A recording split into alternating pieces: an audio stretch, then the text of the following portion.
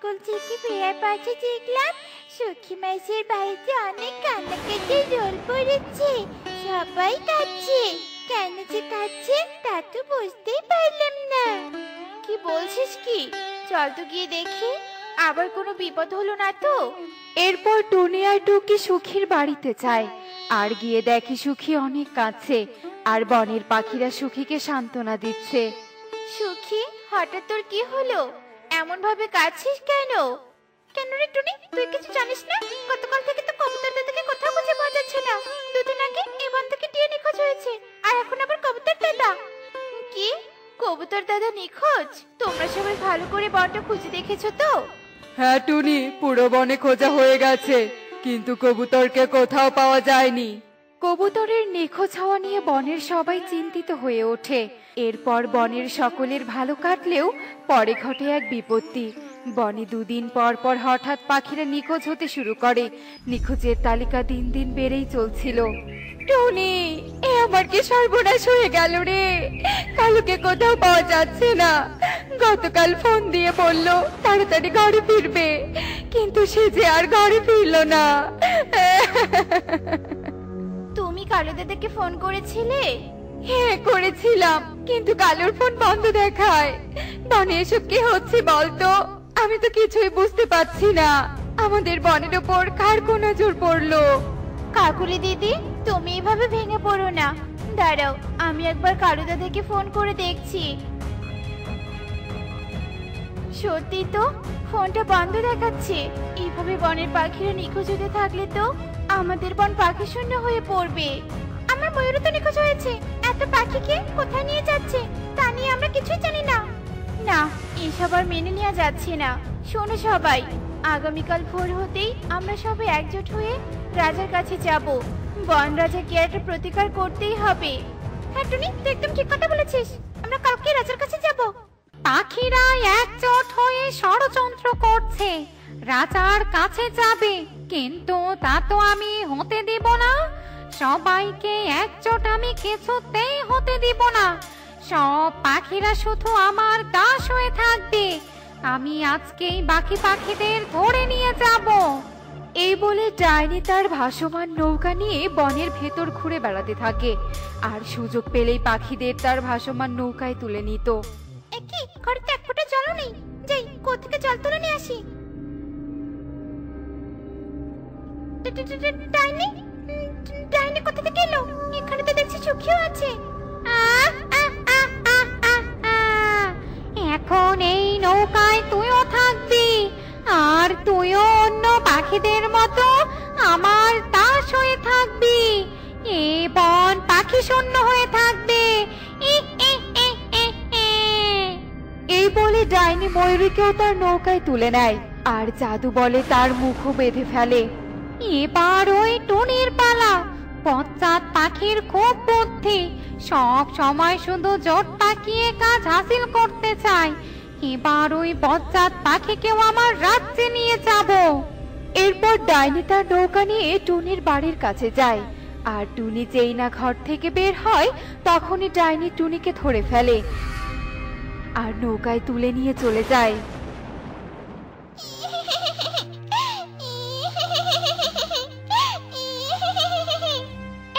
তুমি এভাবে কাঁদছো কেন? ওই ডাইনি আমার মাকেও ধরে নিয়ে গেল। আমি সবটা আগে থেকে দেখেছি। এবার আমি সবটা বুঝতে পারছি। একদিন তবে বনের সব পাখিকে ওই ডাইনি ধরে নিয়ে গেছে। আমি আর আমার মাকে ফিরে পাবো না। তুমি এভাবে কেঁদো না। চলো, আমরা এক্ষুনি রাজার কাছে যাই আর তাকে সবটা বলি। তিনি নিশ্চয়ই কোনো না কোনো ব্যবস্থা করবেন। এরপর টুকি আর প্রজাপতি মিলে রাজা ঈগলের কাছে যায় আর তাকে সবটা খুলে বলে। সব শুনে রাজা বিচলিত হয়ে পড়ে। অসুস্থতার জন্য কিছুদিন যাবৎ রাজ্যে যাওয়া হয়নি, কোনো রকম খোঁজ খবরও নেইনি, আর তার মধ্যে এত কিছু হয়েছে। না না, এসব আমি একদম মেনে নিব না। আমি আমার রাজ্যের সব প্রজাদের ফিরিয়ে আনবো। তুই একদম চিন্তা করিস না টুকি, আমি আমার রাজ্যের সব পাখিদের ফিরিয়ে আনবো। এদিকে ডাইনি তার ভাসমান নৌকায় করে পাখিদের নিয়ে মেঘের এক রাজ্যে চলে আসে। টুনি, ময়ূরী, কাকুলি সেই রাজ্যে এসে অবাক হয়ে যায়, কারণ তারা দেখে বনের নিখোঁজ হওয়া পাখিরা সবাই সেখানে। আর অবাক করা কাণ্ড, সব পাখিরা সেখানে যে যার মতো কাজ করছিল। কেউ আলু কাটছিল, কেউ আলুর পরোটা বানাচ্ছিল, আবার কেউ সেই আলুর পরোটা ভেজে রাখছিল। সেখানে এত আলুর পরোটা কাঁদি করা ছিল যে মনে হচ্ছিল 1 মাসের আলুর পরোটা সেখানে মজুত করা হচ্ছে। এ কি, এখানে তো দেখছি আমাদের বনে সব পাখিরা রয়েছে। ময়ূর দাদা, কালু দাদা, সুখী, আরো তো অনেকেই রয়েছে। তবে এতদিন এই ডাইনি বনের পাখিদের এভাবে এখানে ধরে এনেছে। এটা হলো আমার রাজ্য, এখানে আমার কথাই শেষ কথা। কি রে, তোরা দাঁড়িয়ে দেখছিস কি? এক্ষুনি কাজে লেগে পড়। আজ আমি 300 আলুর পরোটা খাবো, আর যদি পরোটা কম হয় তবে তোদের মাংস দিয়ে আমি আলুর পরোটা খাবো। এখন আমি অনেক ক্লান্ত, তাই আমি বিশ্রাম নিতে গেলাম। তোরা তাড়াতাড়ি কাজ কর। এই বলে ডাইনি তার কক্ষে চলে যায়, আর অন্য পাখিরা তাড়াতাড়ি করে কাজ করতে থাকে। কাকুলি, দাঁড়িয়ে না থেকে কাজ করো। এখানে বেঁচে থাকতে হলে প্রতিদিন ডাইনির জন্য আলুর পরোটা বানাতে হবে। ডাইনি আলুর পরোটা খেতে খুব ভালোবাসে, আর তাই তো সে বনের পাখিদের ধরে নিয়ে এসে আলুর পরোটা বানিয়ে নেয়। এই এত এত আলুর পরোটা ডাইনি একাই খায়? আরে টুনি, ডাইনি এসব আলুর পরোটা একাই খায়। জীবিত থাকতে ডাইনি নাকি আলুর পরোটার জন্য মরেছিল, আর তাই আলুর পরোটার প্রতি তার এত লোভ। তাই তো সে সবাইকে এখানে ধরে নিয়ে আসে। তবে কি আমরা সারা জীবন ডাইনির দাস হয়ে থাকবো? না না, আমি কিছুতেই এখানে থাকবো না। বনে আমার মেয়েটা একা রয়েছে, না জানি সে এখন কেমন আছে। আমাকে এখান থেকে যেতেই হবে। তুই চাইলেও এখান থেকে পালাতে পারবি না টুনি। এই রাজ্যটা ডাইনির শক্তি দ্বারা নিয়ন্ত্রিত। তুই চাইলেও এখান থেকে বের হতে পারবি না। তাই জীবন নিয়ে বেঁচে থাকতে হলে তোকে এখানে ডাইনির দাস হয়ে থাকতে হবে। কাকুলি, ময়ূরী, দাঁড়িয়ে দেখছো কি? তাড়াতাড়ি কাজে লেগে পড়ো। এরপর সবাই কাজে লেগে পড়ে, আর এদিকে রাজা টুকিকে সাথে নিয়ে প্রকৃতি মাতার দ্বারস্থ হয়। প্রকৃতি মাতা, অনেক পথ অতিক্রম করে আপনার কাছে এসেছি। আপনি পারবেন আমার রাজ্যকে রক্ষা করতে। দয়া করুন প্রকৃতি মাতা, আপনার প্রকৃতি রক্ষা করুন। ওই ডাইনির হাত থেকে আমার বনের পাখিদের বাঁচান। শান্ত হ তুই। আমি বনের এই অনিষ্ট কিছুতেই মেনে নিব না। বনের সব পাখিদের আমি রক্ষা করে বনে ফিরিয়ে আনবো। এরপর প্রকৃতি মাতা বনের রাজাকে ভরসা দিয়ে ডাইনির মেঘের রাজ্যে চলে আসে। এই দেখো সবাই, প্রকৃতি মাতা এসেছে। প্রকৃতি মাতা, আপনি আমাদের এখান থেকে নিয়ে যান। হ্যাঁ, আমি তোদের সবাইকে এখান থেকে নিয়ে যাব। কে কে আমার রাজ্যে এসেছে? এ কি, তুই? তোর এত বড় সাহস, তুই আমার রাজ্যে এসেছিস? শুধু আসিনি, আমি সবাইকে রক্ষাও করতে এসেছি। এসেই যখন পড়েছিস, তবে তুইও আমার দাস হয়ে থাকবি। তোর এই মনের আশা কখনো পূরণ হবে না, কারণ আজই হবে তোর শেষ দিন। এরপর ডাইনি আর প্রকৃতি মাতার মাঝে যুদ্ধ লেগে যায়, আর এক পর্যায়ে ডাইনি যুদ্ধে হেরে যায়, আর প্রকৃতি মাতা ডাইনিকে ধ্বংস করে সব পাখিদের বনে ফিরিয়ে নিয়ে আসে। আর বনের পাখিরা বনে ফিরে খুব খুশি হয়। তুমি এসেছো? হ্যাঁ রে মা, আমি এসেছি। এখন থেকে আমাদের বনে আর কেউ নিখোঁজ হবে না। এরপর থেকে বনের পাখিরা আনন্দেই তাদের দিন কাটাতে থাকে। তো বন্ধুরা, বিপদ যতই জটিল হোক না কেন, বিশ্বাস ও ক্ষমতার বলে যে কোনো বিপদ থেকে রক্ষা পাওয়া যায়। এমনই সব মজার মজার শিক্ষণীয় টুনি পাখির গল্প দেখতে আমাদের সাথেই থেকো। আর গল্পটি কেমন হয়েছে তা কমেন্টে জানাতে ভুলো না কিন্তু। Bye bye. হায় হায় রে, দিল তো, ঘুমটা ভেঙে দিল তো। উফ, বর্ষাকাল শুরু হয়েছে থেকেই এমন অবস্থা। ঘুমানোর আগেও বৃষ্টি, ঘুম থেকে উঠেও দেখছি বৃষ্টি। আজ তো আবার ঘরের চালা ফুটো হয়ে গেল আমার কপালের মতো। হায় হায় রে, এবার আমি চুড়ি বিক্রি করতে যাব নাকি বৃষ্টিতে ভিজে ঘরের চালা ঠিক করব? অলস মিনু এসব চিন্তা করতে করতে আশেপাশে তাকাতে থাকে। আর তখনই মিনু খাবারের ঝুড়ি দেখতে পায়। আর খাবার দেখে মিনুর ক্ষুধা পায়। উফ, বড্ড ক্ষুধা লেগেছে গো। খাবার দেখে কেমন ক্ষুধাটা যেন আমার বেড়ে গেল। সব কাজ পড়ে থাক, আমি আগে খাবার খেয়ে নেই।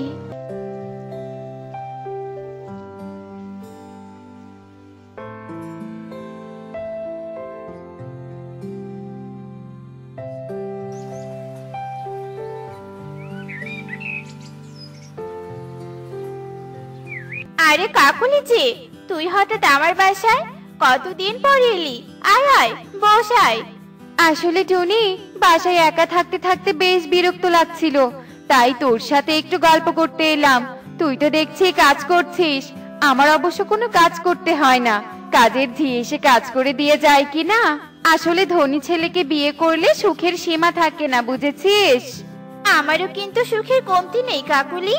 কুড়ে ঘরে স্বামী সন্তান নিয়ে বেশ ভালোই আছি, আর নিজের সংসারে কাজকর্ম তো আনন্দের সাথেই করছি। তবে তো ভালোই।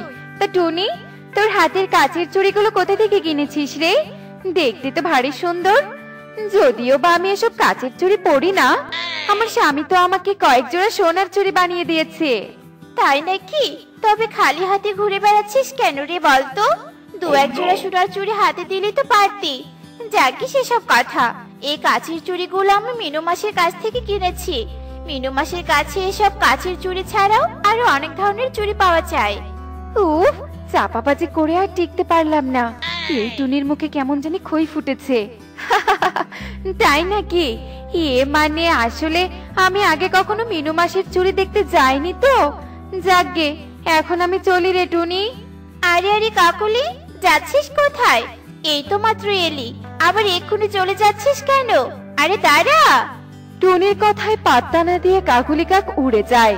আর টুনি হাসতে থাকে।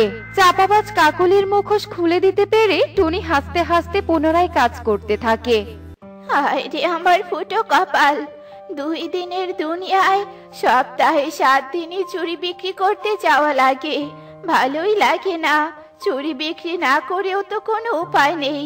খেয়ে পরে বাঁচতে হলে তো চুড়ি বিক্রি করতেই হবে। চুড়ি নিবে গো চুড়ি, রং বেরঙের সুন্দর সুন্দর চুড়ি। আমার কাছে আছে বাহারি ডিজাইনের চুড়ি। চুড়ি নিবে গো চুড়ি। আরে মিনু মাসি না, চুড়ি নিয়ে যাচ্ছে তো। এটাই তো সুযোগ। মাসি, ও মাসি, মাসি শুনতে পাচ্ছ তুমি? এদিকে এসো মিনু মাসি, আমি চুড়ি কিনবো। ও মিনু মাসি, শুনতে পাচ্ছ আমার কথা? ও কাকুলি, তুই ডাকছিলি? তা তুই কেমন চুড়ি কিনবি? আমার কাছে তো অনেক রঙের অনেক ডিজাইনের চুড়ি আছে। সেটা তো তোমার চুড়ি দেখেই বুঝতে পারছি মিনু মাসি।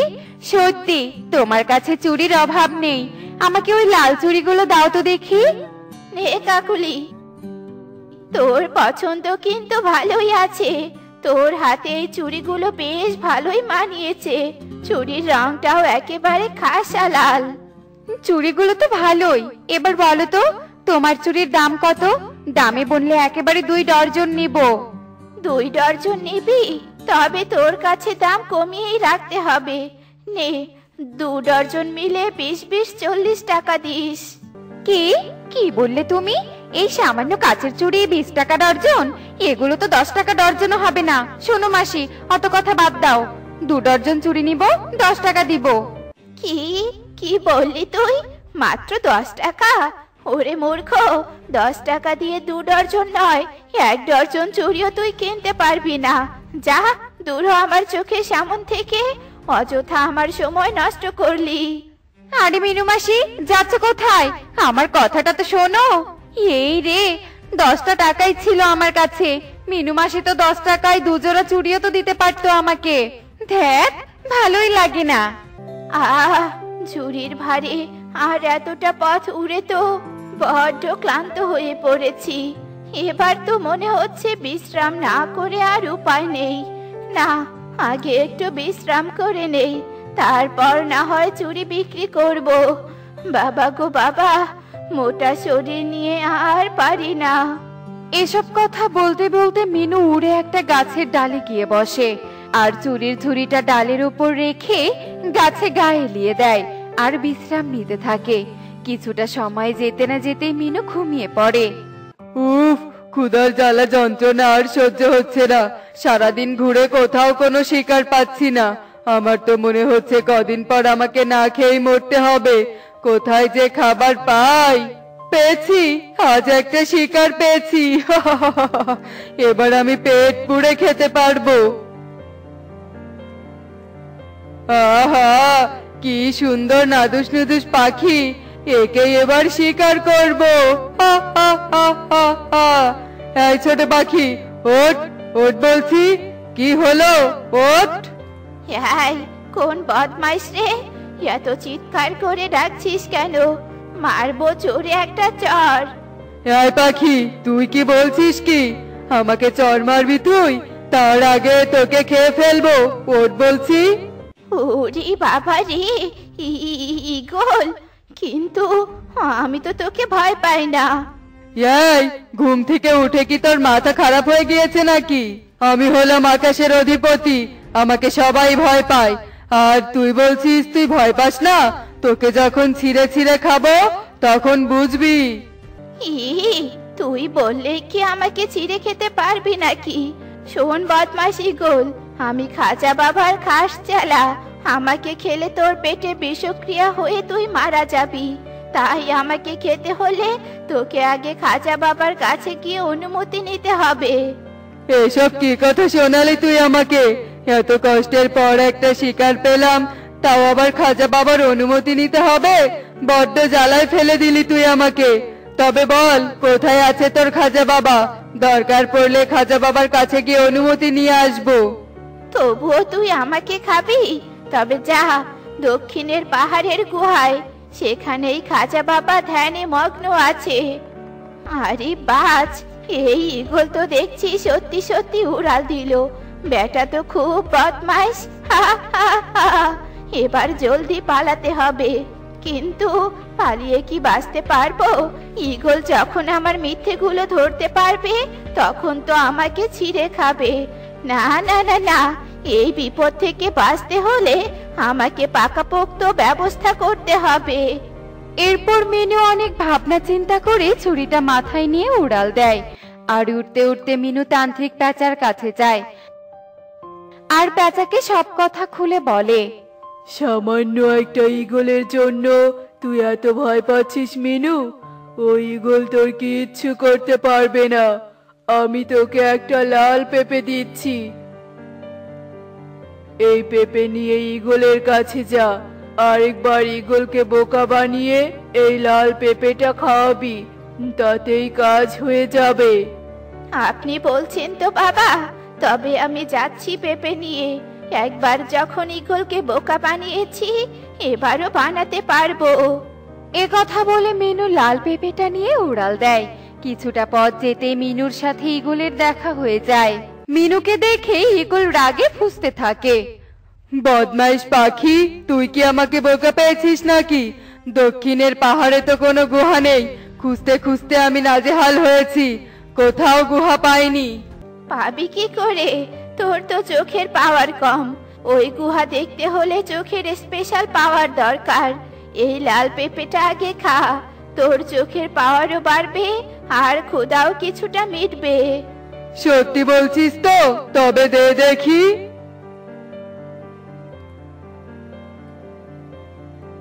উড়ি বাবারে, এটা কি হচ্ছে? আমার পেট এত ব্যথা করছে কেন? মনে হচ্ছে এক্ষুনি পটি হবে। এ কি, আমার পটি বন্ধ হচ্ছে না কেন? এবার তো মনে হচ্ছে পটির সাথে আমার নাড়ি ভুড়িও বেরিয়ে আসবে। উড়ি বাবারে, উড়ি মারে। নিশ্চয়ই লাল পেঁপেটা মন্ত্রপুত ছিল, তাই তো বদমাইশ ঈগল শাস্তি পেল।